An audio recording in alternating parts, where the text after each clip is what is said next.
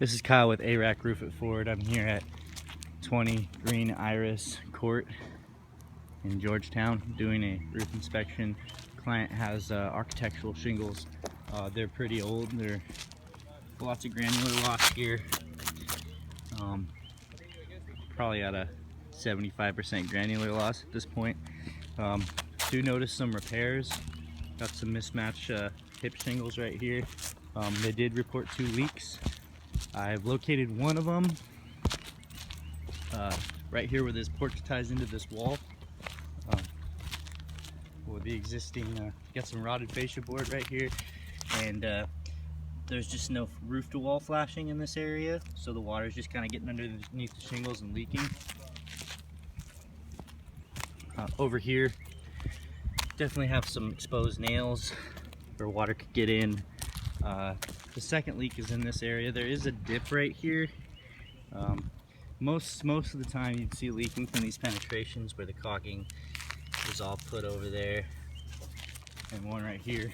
Looks like they've caulked it a couple times. There's 2 different color caulking. There's some black caulking and some brown, and then there's some holes right here from the pipe flashing. So that one is probably leaking. The question mark is this area right here. There's no penetrations around this area to where water could be getting in, and they properly staggered the shingles.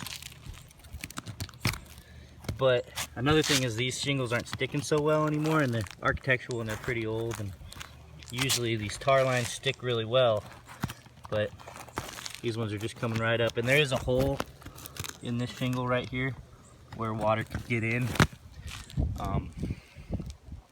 It's hard to repair on roofs this old. The reason being is these shingles are so old and brittle. Tearing up a certain section and replacing with new, you might do more good than bad, because you'll damage the areas next to it and above it trying to tie the shingles in. So that becomes a little bit more difficult. They kind of have to rip up more of a section than is initially the issue, you know, in order to make it 100% watertight.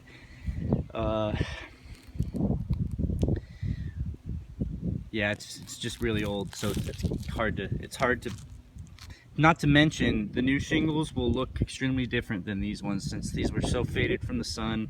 There's so much granular loss. You're gonna see the patches. So it just depends on what you want to do. We can put in for an insurance claim.